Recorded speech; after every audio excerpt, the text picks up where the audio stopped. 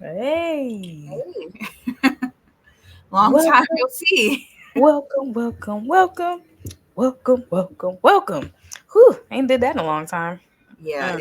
it's been since September. Life has always, it had us in a headlock real quick. Yes, Oops. It had us in a headlock real quick. I mean, yes, still got us in a headlock, but yes. um, Getting adjusted to a new schedule is taking some time, but we are yeah, back yeah. and we're here as promised. We just skipped over the Child's Play remake because we don't care and you don't either. So I mean, nobody even remembered. Nobody even cared we enough. finished off the series that we feel like is the real series. Hmm. So at least we actually finished the series in sequence. Yeah, I mean, we ended it on a good note. I Yeah, feel like we, once we started talking about it, it was like plastered everywhere of just Child's Play yes. start uploading on all the streaming sites. So I I feel like, really do feel kind of ripped off because yeah, everybody was like redoing their Child's Play or everybody, like all the big creators. I was like, damn, they just took our little our Steam and and I just know it's because of the TV series, yeah, but yeah. I mean, at this point, we definitely talked about Dylan's New Nightmare. It's been a couple months. I'm sure everybody has seen it who was interested. yep. So And we we had needed, just dip our toe back in yep. to this because we're coming up on a year in January Hmm. that we've been doing this. Crazy, right? So Yeah. we gotta work on a schedule now. We gotta we gotta work on a schedule again and see what we gonna talk about, what new releases is coming out. Like it's Yeah. fun. It's fun I, again. I It's a feel like little overwhelming, I but feel it's like for our year anniversary, we need to just go ahead and redo Scream since that was like yeah, Spotify exclusive, pretty yeah, much. yeah, Because we yeah. have all the other ones on YouTube, but we don't have that one. Mm-hmm. But no, I mean, I'm excited. I feel like I watch a lot of fan films on YouTube. Mm-hmm. Like I've watched Never Hike Alone. I haven't seen part two yet. I watched a Michael Myers one. I watched another one, Nightmare on Elm Street, one that was like a prequel. Okay. Far, I feel like this is the best one, even though it's the shorter Yeah. And fan they put film. their own money up too. Like they put their own money up and then like they start like crowd raising Yeah, funding and all that and just kept getting more and more funding, so that's an accomplishment in its own self. And just taking a look at their YouTube channel, they've been yes, doing this for about a decade, yes. so And this is I left comments on the horror shows like yeah, everywhere when this yeah, first came out, and they said that if enough people responded to it, they would go ahead and finish up with a sequel. So I'm yep, hoping that we can get more traction just from us adding to it, yeah, because yeah. most people covered it, but not like I don't feel like it's being talked about enough. Nope. And not for long enough either. Like people was No. talking about it for a little bit and then not really talking about it again. So it's like we gotta I definitely I keep that just going. I thought it was, first of all, I thought it was inspiring. It was. Secondly, I had always had an idea of bringing back Nancy's son Mhm. years in my own head canon. Mhm. So to see it actually come to fruition was great. And then when I realized that Miko Hughes had signed on, I was like, okay, I have to watch this Mhm. because no one's seen Miko Hughes for years. Yeah, cuz did he stop acting or Yeah, was it just okay, that's what I thought. I he stopped acting thought for a long time. So yeah, the yeah. fact that he came back to do this tiny fan film, Mhm. That was um, big. That yeah. was big. So yeah, let's go ahead and get into it. This is gonna be a quick one, so because it's not very long, it's like 30 minutes. Right? And they only had like maybe what 5 scenes? Yeah, 5 locations. It was 5 little, yeah, it's environments. So it's a it was 30 minute, and that which I feel like that's what a fan film is. It should be yeah. short and to the point. So Mhm. you're only getting 30 minutes, but I promise you that 30 minutes is gonna feel like five because you're gonna be so invested in what's going Mhm. on. Mhm. All right, do you want to take it away?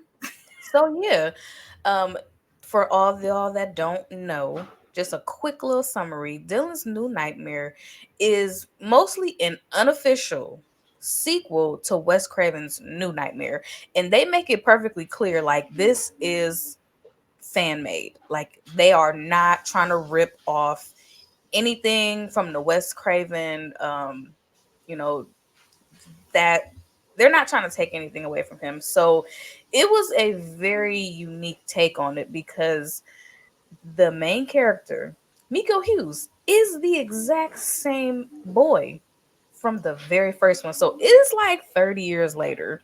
Yeah. And we see that he is in a, I want to say like a audition Yes, for for the new Hatchet movie. the Hatchet movie, which I was like, I mean, I want to see this movie.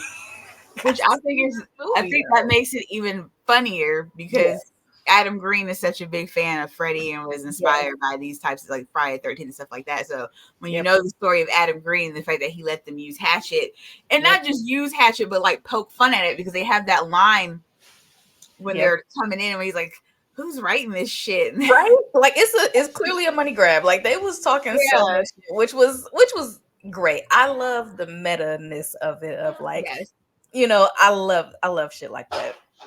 So excuse me, Dylan is, you know, he is acting his ass off in this audition, and the director just has like he's talking to him, but then his face goes to really like a blank menacing face, and we hear that damn laugh. Hold on, but wait, because you skipped a part. He's sitting there in the audition with the director and like the two producers, and the director recognizes him because of his father and the work that he did on on Elm Street. And then he's like, "Oh, you're Heather Langenkamp's son." And Dylan is visibly bothered that he's recognized. And you can kind of tell he runs into this all the time. Yep. He's like, I don't want to talk about this. Yeah, like he really don't want to talk about it. Like that was very traumatizing to his childhood. Like, because he says, "Oh, you know, I'm sorry about your dad. He was a good guy." And it's like his whole everything changes when they bring up his parents. I feel like that was like a really important piece to like Dylan's character. It was. It just in that scene alone, it really gave us a background. Bye, Nas. I mean, it gave us a solid background of what he been up to since. So I absolutely love that. We didn't have to guess. We didn't have to ask questions about what do you like, what. No, we like just like that's how you know the writing for this was, it was very good. So yeah, it definitely speaks to like what we've talked about before with characters and like all of this unnecessary exposition. And then learning about the characters just by a conversation and good dialogue. In that one scene in the first few minutes. So he's been through something traumatic. He's been through it. Going to talk about it, and he's just trying to move on with his life. Literally, just within like two lines of dialogue, you get that from him. Got it. Checked it off. So the director is you know, he get that laugh. He's having like the director, the actor, he has great dialogue too during this. Yeah, and I think he's a part of the movie business too, if I'm not mistaken. Yes, I want to say he was like he was in one of them Friday movies, I think, or was he a director? He's not Adam Green for sure, but he's somebody that's a part. I keep forgetting because I looked it up, but I forgot who he was. But yeah, it's just that laugh is maniacal. Yeah. And I will give props to the actor who did ultimately play Freddy.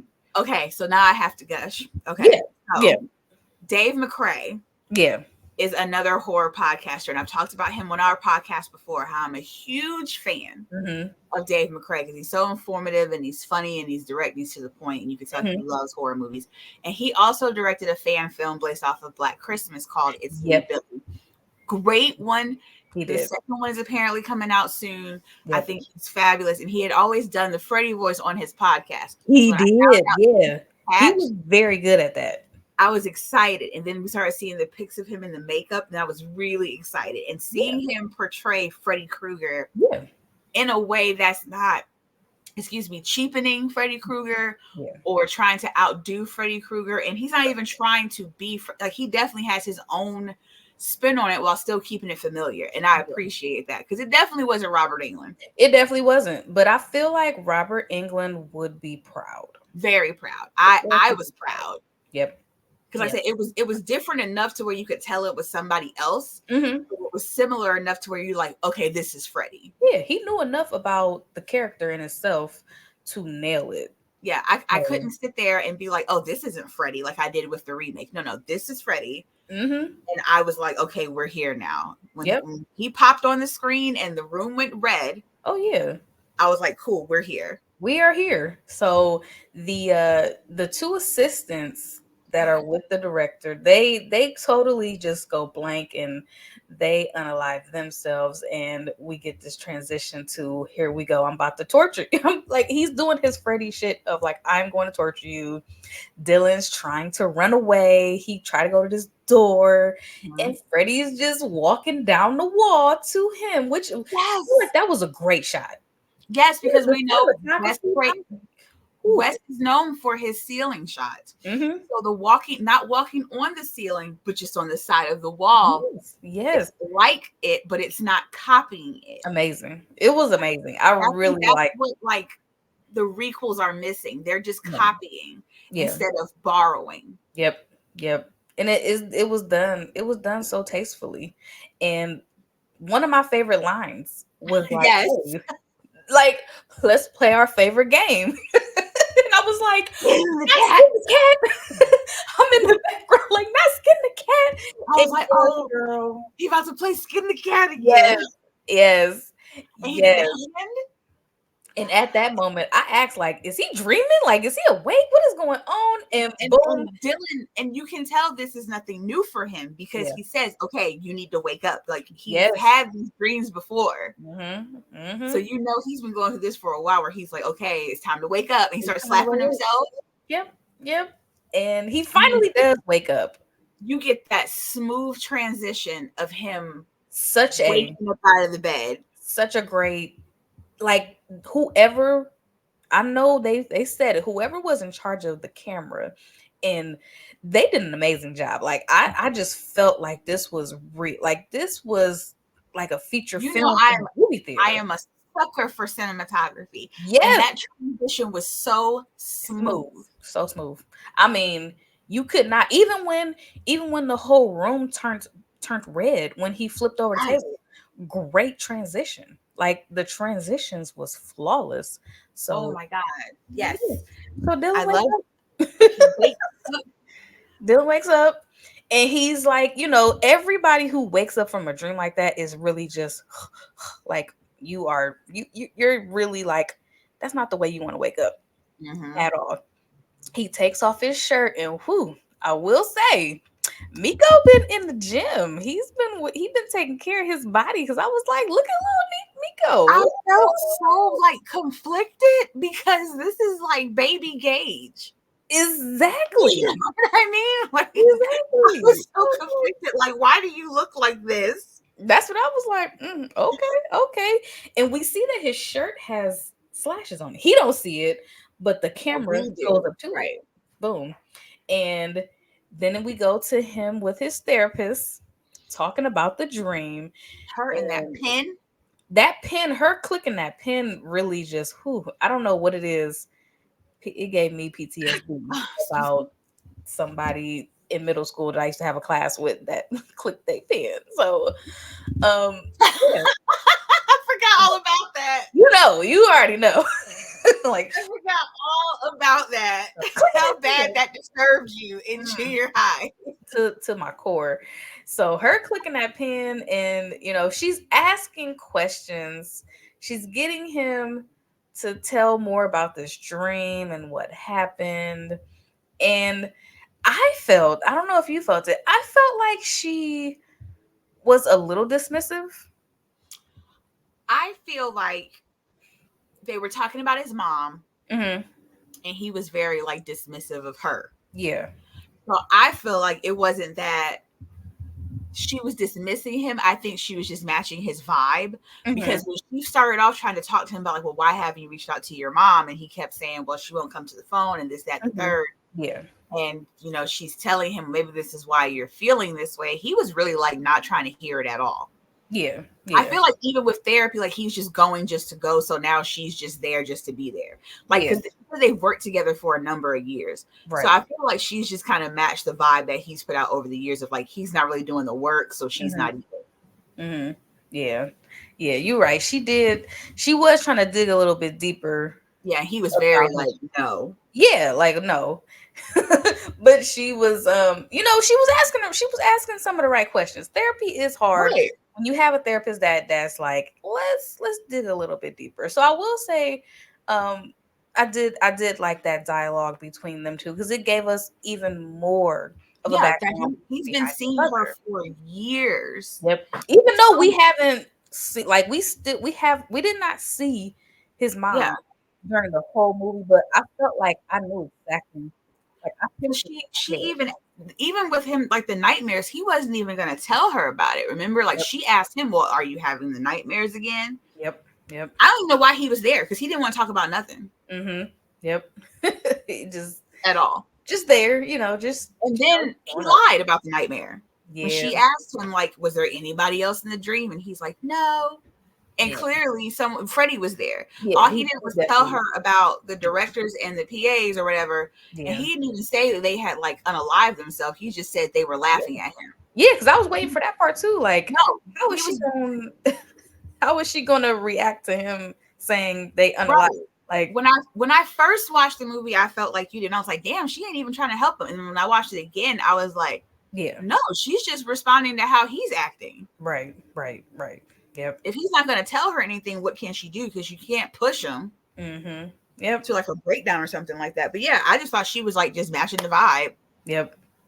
And he that had him thinking too of like, because why are you gonna go somewhere and pay somebody to lie to them? I don't understand that. Yeah, I don't understand it either. There's no sense. Never understood. And I was like, okay, so that was a dream, but did he ever really go to any type of like audition? Like I was asking. No, she was saying it's like, you have this fear that they're not going to accept you. And that's what she started talking about when he said, well, they asked about my mom.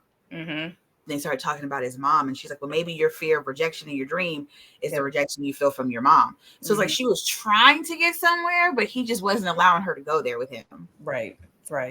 And then after that, he does try to call his mother, and it goes exactly how he thought it was going to go. He calls, and they come back and say she's not able to talk. Yeah. Like she's not able to talk. So that's when he does notice that the shirt has a he's doing his laundry. Yeah, he's doing while trying to call his mom, which I thought was like a nice little touch that like I got the sense because his apartment was like spotless. Yeah. You get the sense that he's like always had to take care of himself. Just small stuff that I've noticed, like watching it again, like, oh, so he's like really well kept because he's had to be. Yep. Because he hasn't had his parents. Because you realize that she's in a mental facility. Yep. And then losing his dad in the way that he lost his dad, I felt for him. And it was so crazy seeing him like on the phone and he's making certain faces. And I'm just like, that is him from like when he was a kid. Like that's now, this is what I noticed. And I don't know if maybe you noticed it too. Do you find interesting parallels between adult Dylan and adult Andy Barclay? Yeah. Because of the whole like parent in the mental facility and not having a dad around and having this entity that no one believes is trying to hurt you. Yep. I believe it because you see he was alone. Right. He clearly wasn't in a relationship that we were privy to. No kids running around. Not really sure what his exactly job was, so he wasn't even like obsessed with that. It was just him, and clearly he's doing well because he has a nice place. I'm sure he has a nice little estate from his parents. Yeah. I mean, his mother was Heather Langenkamp, and his dad was a special effects artist. So I'm sure he was has a trust and stuff like that. But I just found that very interesting, like just how much those two characters mirrored each other with this. Oh yeah, definitely, especially now that we've seen older Andy, and we see he is not. he just Dylan. He just trying to do the best he can. Like, I feel like this, like Dylan is Andy before Andy just said before Chucky found him again. Yeah. Yeah. Like, Andy kind of went off the deep end and was like, all right, fuck it. Yeah, like here you are again. So I guess I'm not a baby no more. Let's do this. Yeah. But I found that interesting. And then I also love that if you on the way back from the psychiatrist's office, and he's in the car, the song that's playing is a mashup of Dream Warriors, running from this nightmare. And I thought that was amazing because A, was a good song, but B, I was like, that is an amazing callback that maybe he's still in the dream. Possibly? Yeah. I was wondering that too. Like, is this a whole dream sequence? And I'll point that out once we get to a specific part, but listening to that clip and him driving and stuff, and just how the therapist was acting and all that stuff, a part of me feels like maybe he was still in the dream, but I'll touch on that later. Yeah, because we do get to a part where we have another scene that I really, really liked, where the sheet, that's a little callback.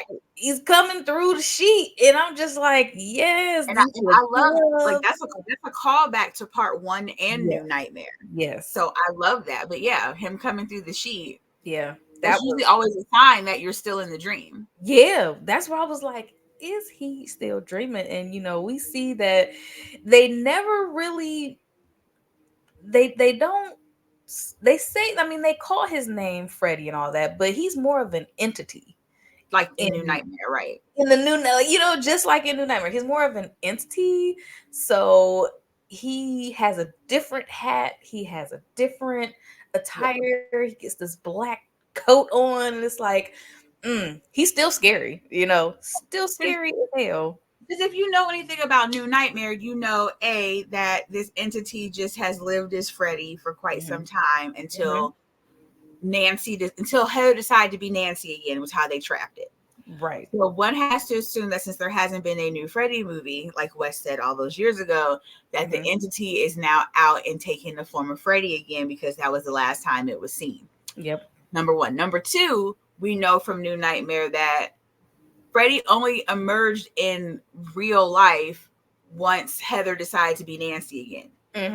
When she looked at John Saxon and he had the sheriff outfit on and she said, "I love you, Daddy," that's when he finally came out the sheet. So a part of me is like, is he still dreaming, or has he accepted this as reality? Yeah. That's why Freddy's out again. Yeah. Freddy is very much an entity that feeds off of energy. Right.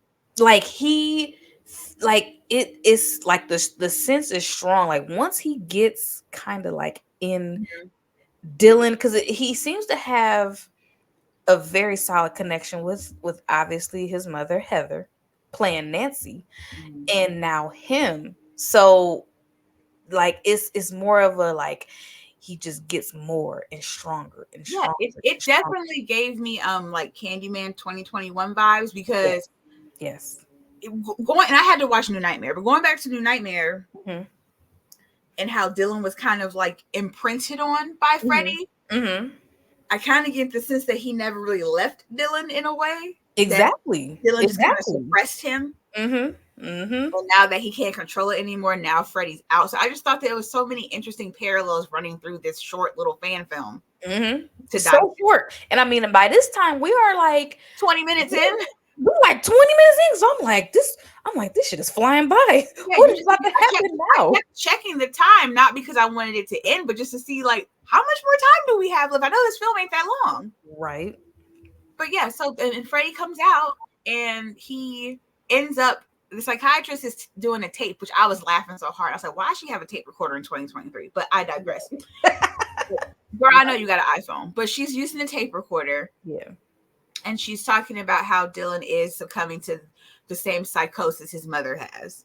And she's afraid of him because he believes that this character from his mother's films are real. And then you hear the static and you hear Freddy. And she's freaked out and she's like, no, this can't be. And then he shows up. He did not like that line about the cheap movie. He was very upset about that, but he took that personally, like a cheap movie. Yeah, he which showed up. is kind of a callback too, because the budget for the original, was shoestring. I mean, it was a shoestring budget. So is she lying? Like, it did start over a cheap movie, but he took that personally, and I like that he said, and she's like, Freddie, and he's like, sometimes, like, yes, I love that like, too. yeah, it's not just Fred Krueger. Like, they did their homework on this. Yes, like, I was like, because you have to be a real big fan of the franchise to even get into New Nightmare. Because most people who are casual fans don't like New Nightmare, or probably never watched New Nightmare, because it was so. This was like Wes's like toe into meta. So like after this, and he was like, "Oh, this gonna work." Then they did Scream. Yep. So a lot of people don't dissect that movie, and I think it is literally like the top 3 in the franchise. It really is. It really is. It really, it set the franchise apart, because by then we had gotten so many Nightmare on Elm Street, and I personally, even though like I was young when a new Nightmare came out, I was scared. Blown away. I was blown. This is the only other Freddy movie that I was afraid of. Yes, because it was like, okay, first of all, the whole movie within a movie thing blew my mind. I loved it, and I loved that it was like the start of that's the reason why we're obsessed with meta everything as a generation, because that movie was the start of it, whether you like it or not. That was the start of meta commentary in the mainstream. I'm not saying that he was the first to ever do it, but the mainstream meta commentary that would work within a movie. So I feel like they did their homework of studying just New Nightmare. I feel like they were like, okay, this is Dylan's New Nightmare, so we can't really use the rest of the franchise. We have to use this one movie. And they dissected that shit when they wrote this script, and it shows because it's so flawless in how it's executed with its callbacks to that one movie that everybody just like throws in the back of their collection. Right. Yep. I love that he said it sometimes, because like if you know the movie, yes, Wes gave you this whole like exposition dump in the hills with Heather about how like it's this evil that transfers from story to story, and it was trapped in fairy tales with Grimms, and then it did. And so I just love how they just stuck true to Wes's formula. Yep. I feel like Wes would have been proud. I feel like he would have been proud. And the fact that, that fan film has not been like flagged and taken down and everything shows that they put a lot of work. I truly am like, I'm sad that they're taking pitches for Wes's estate. Like, I'm sad about it. I wish they would just let it live. Because it's fine the way that it is. I don't really see needing to add to the franchise. It's great. Yeah. It's authentic. It has that authenticity. Yeah, but I feel like if they're taking pitches, I feel like someone needs to hand them this fan film so they could see what could be if put in the right hands. Right. Because I don't want some big studio getting a hold of it again. Because they is about to like our last Nightmare on Elm Street was 2010. Yeah.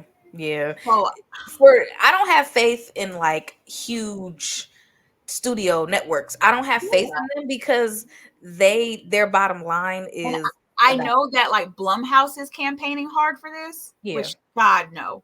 I feel like the only studio right now that I would be like, okay, they can have it is A24, because A24 just don't miss. I was thinking the same thing. They just don't miss. Like, yep. They have not missed yet for me. So that's about it. But I just, I love the dialogue with him and the psychiatrist, because she's just in such utter disbelief. And can we talk about how like he looks like Freddy from A New Nightmare, but not at the same time? He's got I think most people get thrown off on the franchise because of how Freddy looked in that movie with the green fedora and the pea coat, and the bone hand. In the eyes too. In the eyes, right. The eyes, And even the facial makeup, it was more like split. Instead of like burns and stuff. And I just feel like this one is in the same vein, but it's different. So you can tell it's shifted into something else. Yep. And one thing that we have not talked about, which we have to talk about now that we've gotten to my favorite scene of the movie, which is when he attacks the psychiatrist and is like, "What's up, Doc?" I love that shit. Yep. When she goes to reach out to him and he slices her arm, the little piece. Did you like the little piece? How is it that in all these years, no one has ever thought to make slices? I don't know why. Like, yes, thank you, man. I love that slice. Her arm, and then that little. That would be how it happened. Yes, I was like, yes, like little pieces of salami, just yes. And that was dialogue. This is where I felt like everybody who was involved in this project, they were acting like they were. But this is what I'm talking about. The attention to detail and the fact that the practical effects were just mm-hmm. We only got what 4 kills roughly. Yeah, that's it. 4 kills, but everyone looked amazingly realistic for the most part. Yeah, it wasn't no CGI. Right. They made this by hand, and when you see the slices bounce on the ground in the arm, and you can, I mean, is it perfect? No. Is it top studio quality? No. But is it great for fan made? Absolutely. It looked really good. It looked really good. It looked he sliced her arm off, and it came out and sliced. Like, so these people did their homework and their due diligence. These are not only fans, but they're students.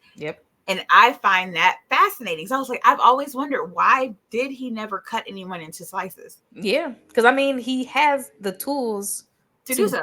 Like they're individual knives, right? But I thought that was great. I thought it was really great. I honestly thought once we got to the next scene where we're back with Dylan, and he has there's a thump, and it's like, okay, what is it? Yeah. I thought it was the lady's arm. I ain't gonna lie. I thought it was the lady's arm. I was like, did he put the body in there? Like, I was just so on the edge of my seat. And we found out it's the Rex. It's Rex. Yes. So Rex is back.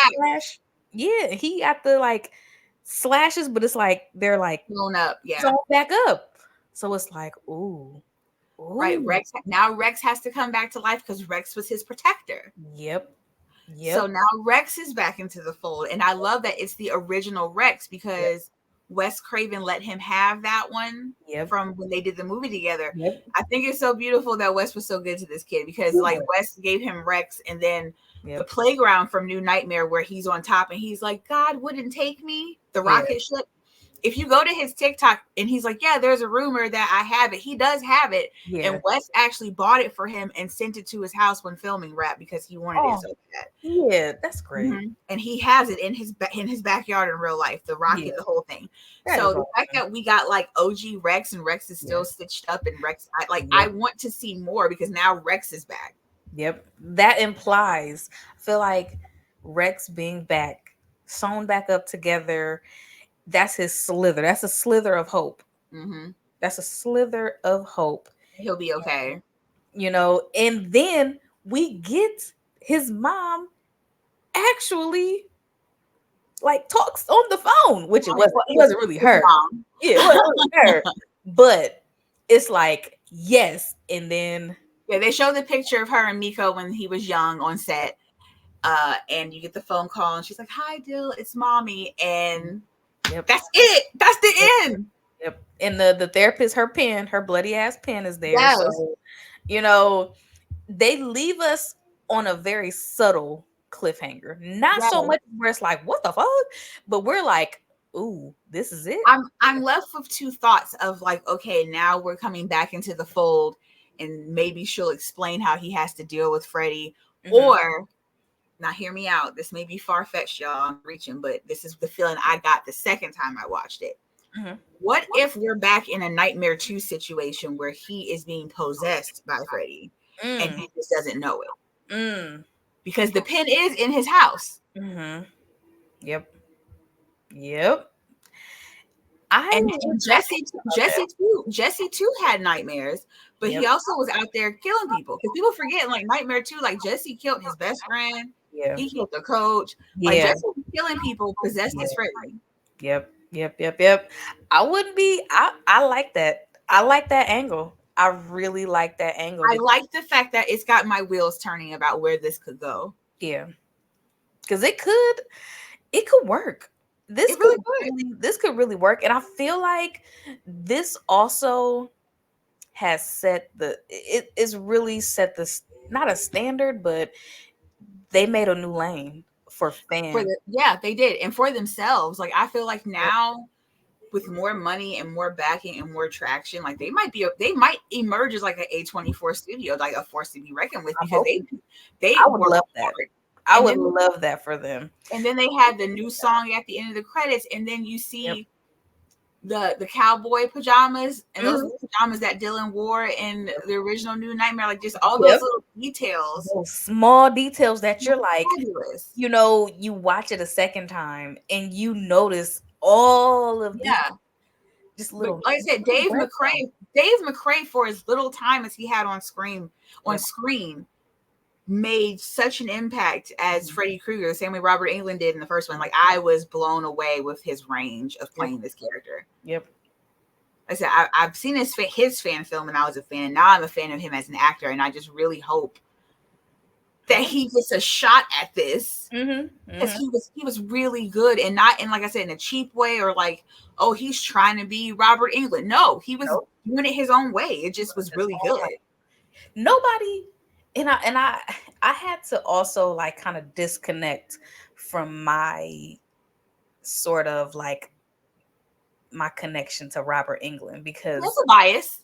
You know, he is up here. So whatever doesn't reach that is like, it's terrible, it's trash. But no, it's a different lane. It's like, that's my thing when I tell people about these remakes. I don't hate all remakes. I just want, you can borrow, you can identify the concept, but you have to make it your own. And I feel like he made that character his own. Yeah, for sure. With keeping the spirit. Yep. And not just like, you know, copy paste. Because we all can copy paste if that's the case. But to actually, like, you know how when you got to write a paper and you go to the source, but you don't want to copy the source word for word, you want to make it sound like you wrote it and you thought of it. That's what they did. And not to even be funny, but I feel like that's the disconnect that I have with old Scream and the new Screams. Is I'm not a fan of the ghost faces. I'm sorry. Like, I just don't feel like they embody Ghostface for me. They're just people that are pissed off in a mask. Yeah, pretty much. That's it. In 5 and 6. Like, not saying that, you know, it's like the worst thing ever, but if you look at Scream 1, Scream 2, and even Roman to a fault, and you know, I fucking hate Roman. But I give credit where credit is due.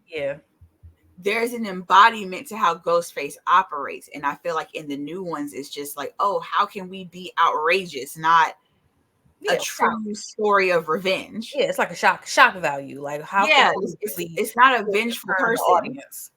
Yeah, because 1, 2, and 3 these are vengeful people. Yeah. Like, they're calculated in what they're doing because they're being pushed by revenge, whereas we're doing this because we're pissed off at these movies and you killed my son. Like, I would say part 6 got it a little bit better with the dad and, you know, spoiler alert, the dad and the siblings. Yeah. But still, I just don't feel like they really were like. I didn't, you know, and I as much as I do love part 6, I don't want to be tethered to Richie. Like, I just didn't. Yeah, I wasn't blown away. That's what it was. Dave McCray brought presence, right? When you step into like this, a role like this, you have to have a certain presence. 5 and 6 Ghostface didn't have any screen presence for me. It's like we're scared of them because we're supposed to be, not because they themselves invoked scariness. Like Billy and Stu were scary because they were stealthy. Yeah. Right? Mickey and Mrs. Loomis were scary because they were tactical. Yeah. Right. I really, really, really like Mrs. Yeah. I liked Billy's mom as the killer. She was very tactful. Man, I loved it. Right. Like I said, like Stu and Billy were just more like domineering, and they were stealthy. They were always in the background. Yep. Mrs. Loomis and Mickey were like, okay, you're going to know we're here. We're going to do it with tact and with a plan. They had a real plan. They did. And then Roman was just fueled off of straight vengeance. Yeah. You didn't know where he was coming from, where he was going to be. He didn't sneak around, and he had no plan. Yeah, he did. He was the first Ghostface that was like completely alone because I just knew it was another Ghostface with him. Well, technically it is, but that's a whole nother. We'll have to do a conspiracy theory on that one. But my point is, Roman, like you went from like stealthy to tactful to unhinged, right? Like Roman was like, look, this bitch gotta die. She keep getting away, and I don't care how the fuck I do it. It's gonna get done. I don't care. Like there was no plan. Yeah, because he kept getting fucked up. Like he kept messing up along the way. So there was no plan, but he was just gonna get it done. They had no presence. I still don't understand. Like even like Jill still is a little bit flimsy to me too. Yeah. You know, Jill and Charlie were flimsy to me, but I can buy it because they were so charismatic as people. Yeah. But fucking like Richie Amber. Richie and Amber. You know what I mean? Quinn and her brother, like they just didn't have like what is your real reasoning? Yeah. Yeah. I wasn't buying the, you know, the monologues and the premise and the whys. It just didn't hit. Yeah. Yeah. It was that's what I'm saying about, like I said, I love a good remake if you give me something to hold on to. And this gave me a characterization to hold on to where I want to see more of this Freddy. Definitely. Sorry, that was a rant, but I had to say it. Yeah, I'm definitely rooting for them. I am definitely rooting for them after this. I wish them like much success. I really was a fan of it. I loved the like 8 minutes of credits and the background pictures, the behind the scenes pictures that they had. It seemed like a very good set, it was so fun. Everybody seemed happy, and I have nothing. I really don't have nothing bad to say about this fan film. Yep. So like I said, if you had to give it a rating out of, what you want to do, out of 10, out of 5? Oh, pick one. I don't care. Let's keep it simple. Out of 5, what would you rate? I'm giving this a 4. Okay. And the only reason why I'm giving it a 4 is because I felt like it could have been about 20 minutes longer. I feel like if it was 50 minutes longer and we got a little bit, because even though Miko Hughes is in it, we didn't really get a lot from him. Yeah. But presence, like that's going to be the theme of this. Is all presence. Yeah. He has presence. Like, you know, you get the melancholy, disturbed presence, like very emo, but you don't really get a lot of him interacting with anybody. No, that's the thing. Like he had one scene with Freddy and one scene with the psychiatrist. So I would have liked to see him interact with other people more. And, you know, his dream sequence. But I would have liked to see more interactions between him and Freddy as well, because you only got the one scene. That's it. Yep. Right, of them face to face. So I think if it would have been 20 minutes longer and we got a couple more scenes with him and Freddy, I think I could have given it a 5. Yeah, it was a solid 4 for me too.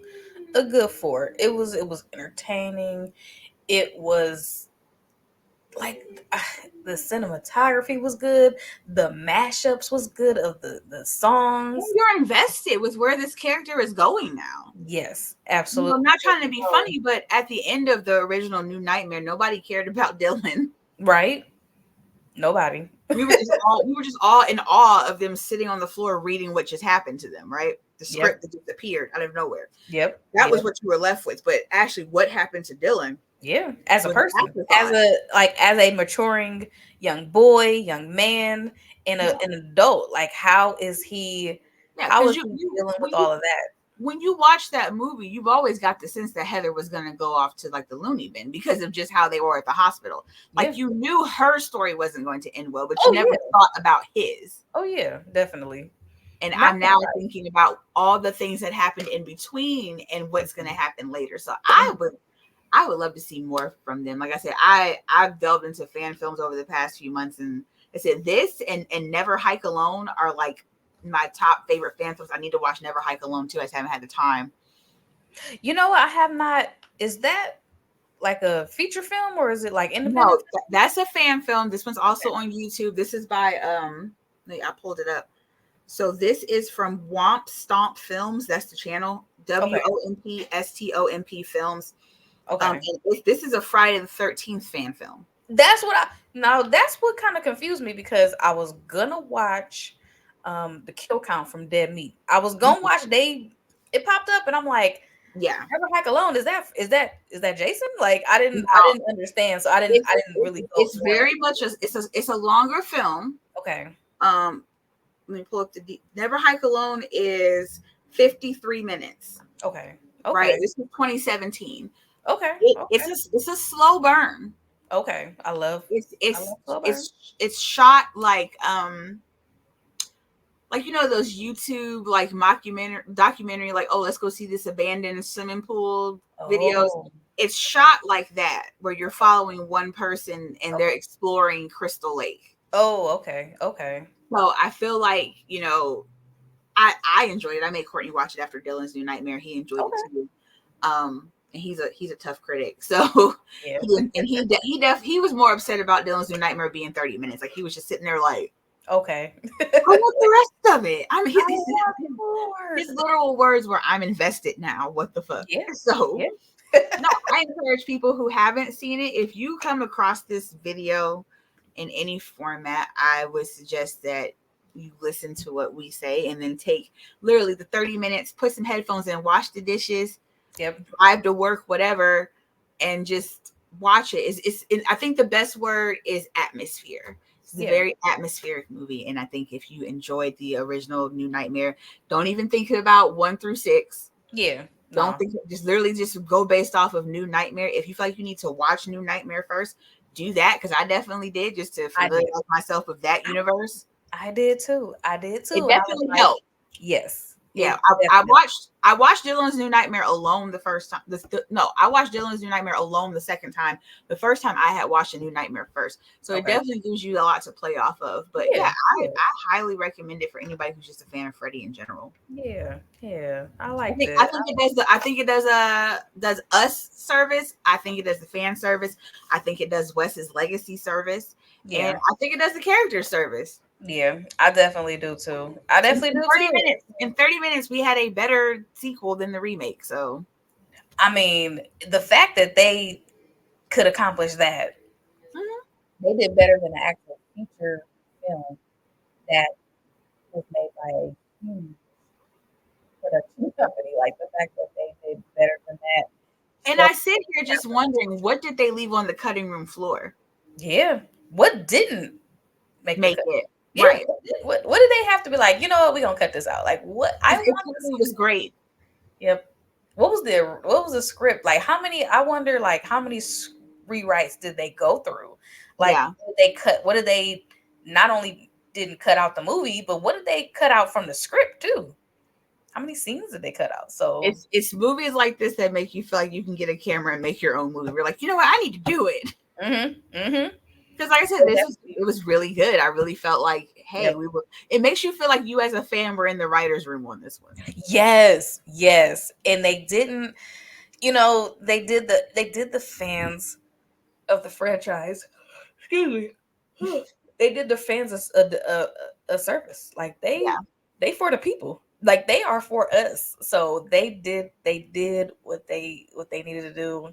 They checked off all my boxes. So where do you see us moving to as far as what movie are we gonna talk about next?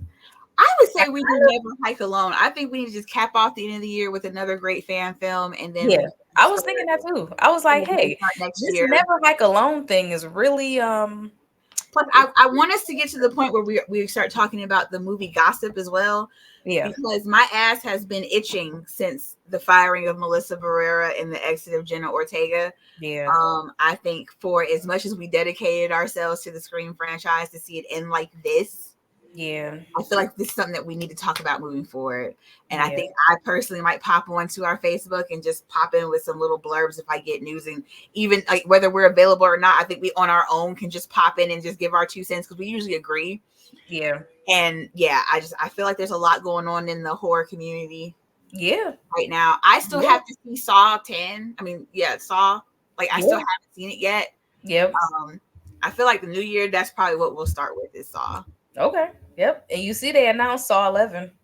I know. And the fact that this is like one of the best ones in a long time and I still haven't seen it. I was like, God damn, they is not wasting no time. They is not getting the foot off of my neck. Well, you know what? They need to, because let's just be real before we end this segment when it comes to Saw. Saw's one of my favorite franchises. I've seen all the Saws.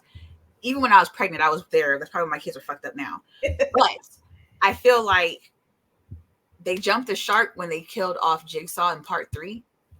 And it was too late. So they're like, okay, we got the opportunity. We're going to keep it going because we love John Kramer's old ass. We know he's fucked up in the head. We know he's wrong. But John Kramer is like Thanos. John Kramer is like Killmonger. What they're doing is so wrong, but the logic behind it is so right. I feel like the creators behind it even said they regret killing off John Kramer so early. Mm-hmm. Like by the 3rd film, I don't even think they really thought it was supposed to only be a trilogy.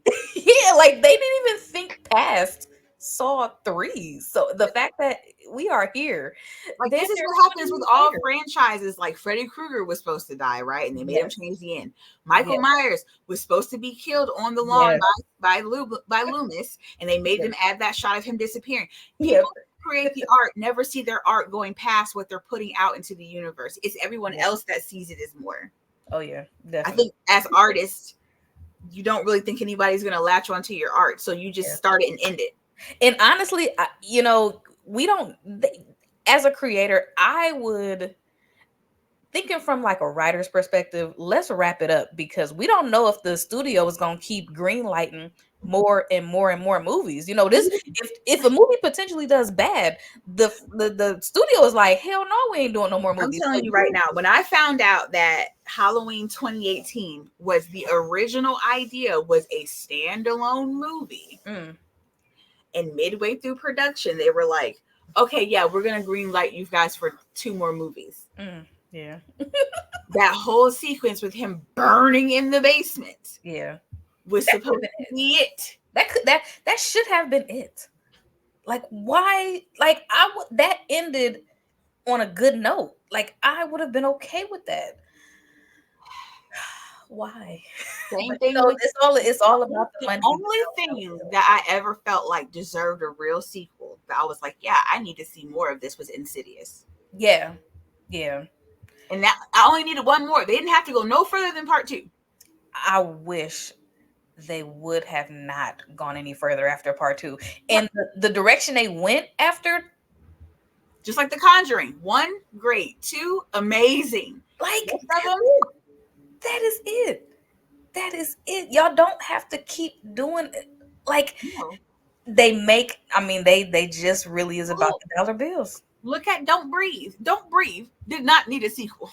Don't Breathe was very good alone. I don't know why. The Collector didn't need a sequel. Yeah. Like there's just even the Annabelle movies, like Annabelle definitely need another one. The Nun didn't even need to happen completely. Like The Nun, the first Nun was a snooze fest. I finally finished that movie like this year. But that's the funny thing. It's like nobody was like, hey, we need the Nun from The Conjuring. You know what everybody said? Hey, we need the Crooked Man. I'm still waiting on the Crooked Man. That's the only person we didn't want to see Annabelle. We didn't want to see the Nun. We just want to see the Crooked Man. Give me the Crooked Man because he creeped me out. Yes. Me out. That's the only person we wanted to see was the Crooked Man. They're giving us everything else but the Crooked Man. Yeah. And James Wan has abandoned the whole idea of the Crooked Man at this point. He said he's done with it. Yeah, they scrapped it. Sinister is another one that did not need a part 2. The first one, the first Sinister, really, the imaging creeped me the fuck out. But that's for sure. The second one, I was just like, this is unnecessary. Like, I don't want to follow the deputy whose no name I don't know. Bruh, like I don't care about what name for a reason. Yeah, I don't care about what he's doing. Like, I just no name for a reason. Like, goddamn. And on top of that, okay, even if because I've rewritten Sinister 2 in my head a million times. Yeah. And I've come to the conclusion that Sinister 2 would work, right? Mm-hmm. If the deputy was actually married to that lady and those were their kids. Okay. Because that would make sense that it followed him to his. Yeah. It attached to him. But the fact that he is not attached to these people in any way. Yeah. Like, why are we following him? And he's just Scooby doing it up. Yeah. Like, what? It makes no sense. What? And then you see they have it's a sequel about to come out to I just had it, I lost it. I hate when I do that. Just because we're old now. It was right there. The black phone. Why?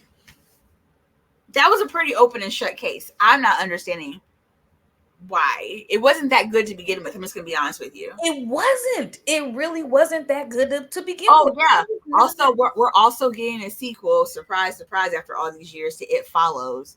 For what? Because it wasn't that good either. Yeah. Yeah. Like, why? They just be great. Like, that's how you know, like, Hollywood is really running out of ideas. And they're doing a sequel to The Blackening too, which I also don't understand why. Yeah. Because that's a pretty open and shut case movie. I want to root for everybody black, because the Blackening, it was good, but I was just a tiny bit underwhelmed. I heard it was just mostly a comedy, which is fine, because I mean, it's scary movie style. I'm cool with the spoof. The ending.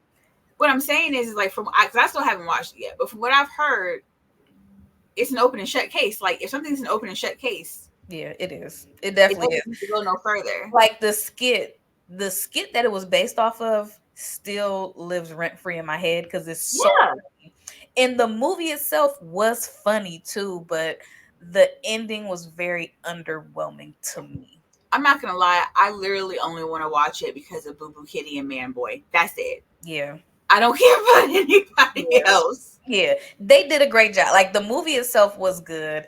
It was horror. It was funny. It was black. It was blackety black. So I'm not gonna lie, I was kind of turned off when I saw the trailer with Yvonne Orji and Pharaoh.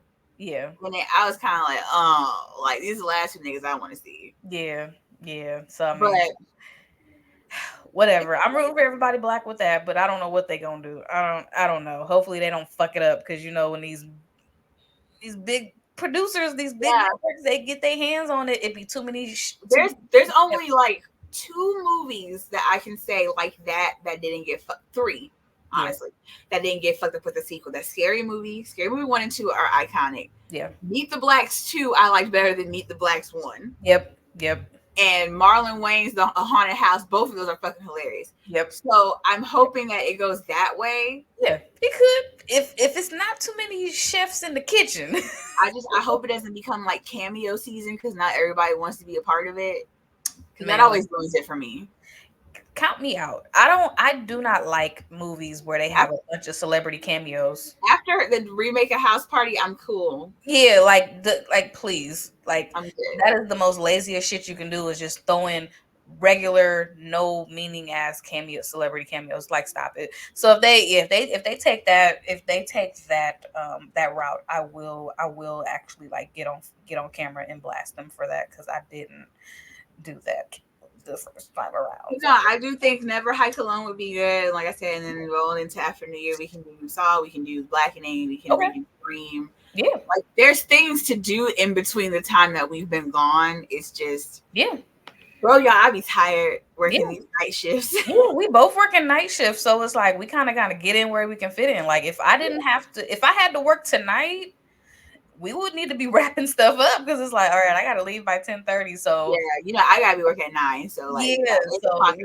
So I get it. But I'm glad we dipped our toe in something that we both really had a lot of love for. Yep. Moving forward, we definitely will have like it's not gonna be on the same day of the week. It's gonna be like on a rotating. Yeah, you guys are gonna have to just kind of keep an eye out for the post at this point, because we can't have it. We don't have a set schedule right now. Yeah. Eventually we can maybe get to one. Yeah. But for right now, we're just going to be doing it when we can. We really do. We've been talking about this for the past 2 months. Like, we've really been trying to get back to it. Yeah. And we literally started working at the same time. We literally started our jobs in September. The last podcast we did, 2 days later, I started my new job. Yes, because it was your birthday. Yeah, I started on my birthday. Literally your birthday. You started 2 days later. I think I started that weekend. Like, it was crazy. So it's like, hey, we have missed you guys. I'm telling you right now, I was really anxious though, because I was like, I don't know if I can do this. Yeah, because I'm so rusty. But no, we really have missed you guys. We've been talking about this. We don't plan on stopping. It just maybe won't be as frequent as we like, but we will always try to keep the content, because we still have people liking our page and finding our old stuff, and we appreciate that. Yeah, because it's like, once you put it out there, It's out there. It'll be out there. It'll spin the block. People spin the block on stuff all the time. So like I said, I think moving forward, the best thing I think for us content wise, and this is what I'm going to hold myself to, because we can't always get together. Yeah. But we always can get to our phone. Yeah. So if you guys see some solo quick like TikTok or short blurb of us talking about what we've heard or what's new or whatever, we haven't separated. We're not outcast. We still together. Yeah. We just want to make sure we keep some content for you guys. So if I pop in and go, oh, I got this new news, or you pop in, we're still together, guys. The band is still together. Consistency. That's what we're gonna. 2024. I definitely. I would like to just get a little bit more consistent with getting on camera again, because it is. Once you take a break, it's like, oh, I'm living my life, and then you get back on camera, so it's like, okay, I gotta. Yeah. I've noticed a lot of like duo podcasters, they'll do separate little things here and there, and then they'll come together for a big review. And I think that might work best for not only our lives, but for like the people that watch us, because they're getting constant content. Yeah, for sure. Okay, whether it's a minute video or not, like I wanted to get on camera and scream about like Scream 7. Yeah. But I didn't want to do it without talking to you first and make you feel like I'm, you know what I mean? Like, because we got to dive into that, because I think that might be the best thing to make sure that we keep content for you guys coming. Yeah. And that we keep feeding the algorithm. Yeah, because that's we come together and we hash it out. Because there's, like I said, there's so much other stuff that I've been doing behind the scenes. Like I've been reading up on Return to Camp Crystal Lake, the TV show that's coming to Peacock. Yeah, I'm in the process. Hopefully, when I get paid, I can do it. But I found there's these books called Taking Shape 1 and 2, and it's all the abandoned scripts from Halloween. I plan on doing like a series about that. Okay. That. Okay. There's a lot of stuff like brewing behind the scenes that we just haven't been able to really talk about because we've been busy. Yeah.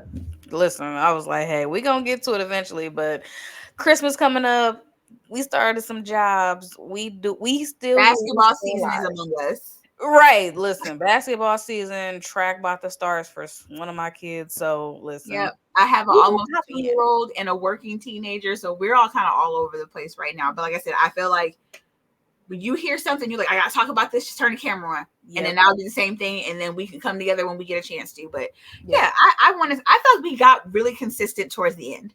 Yeah, but I mean, that's 9 months. We have 9 months of content for y'all to look at.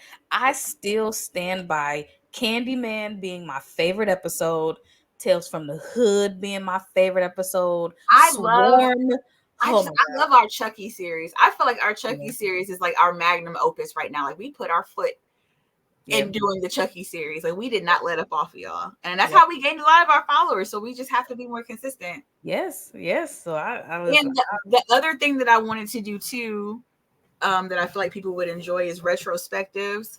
Just here and there. So I know I had started on my TikTok, but honestly, TikTok is too much for me. I think I'm getting old. So I think I'm just going to bring it to our Facebook page and do some Tales from the Crypt retrospectives. Oh, okay. I feel like that started to become a lost medium, and I don't want that to be lost. Yeah. Oh, yeah, definitely. Just finding our stride again is going to be. Yeah, we have a lot of good ideas collectively and separately, and I think if we do both, because I feel like we both focus so much on the pod and trying to merge us together, and our differences is what makes us amazing too. Mm-hmm. So I think if we both find a lane, if we have a fork and then we merge it into that lane, I think we'll be great. Yeah, because that gives us a good foundation too. Yeah, that we have it's like a house. We got foundation, and then we come together at the top. Yep. It happens. It works out. A good 2-minute car video, and there are just times where I'm waiting for someone to get off of work, and I just be having. I literally was like, I want to get back on camera and talk about this damn Leave the World Behind movie. I want to get back and talk about that. So I was waiting for Nas, and I was like, because I saw you post about it, and I was like, okay, if she's fucked up over this, I need to check this out. Yeah, but then I'm scared. It's something. The way it ends, everybody was hating how it ended. I watched it 3 times, and I was like, you know what? I'm not mad about how it ended. And if you ever watch it, and you want to talk about it, we can talk about it. Because I was just, I'm gonna have to watch it because, like I said, I saw your post. Yeah, you should. I read it, I was like, it left me feeling so mad about it. It left me feeling so eerie reading what you said. Yeah. I was like, yeah, it's definitely scary, and it's like I wouldn't say like end of the world, because the world didn't end and it wasn't like a zombie apocalypse, but clearly something happened. And I like the fact that we as the viewers, we only know as much as the characters know. They don't know shit. They don't know shit about what's going on. And like I said, the way it ended, I personally was like, I'm not mad about this. But I might watch it again. It's really really good. I really like it. I like that. So. I'm actually gonna like sit my ass down, because I have a couple more off days this week, and actually write out a list of everything that I think I would like to talk about in the year going forward. And then we can compare notes, because I think we'll probably have a lot of the same movies on our list. Absolutely. We still got to talk about what's the one? Talk to Me. That's another one. That's another one that I wasn't blown away by it, but I really did like it. I really did like it. I didn't like certain characters. But I feel like if we do one franchise every 6 months and then talk about the stuff in between, I think we'll be great. Yeah, because the franchises that we be picking, girl.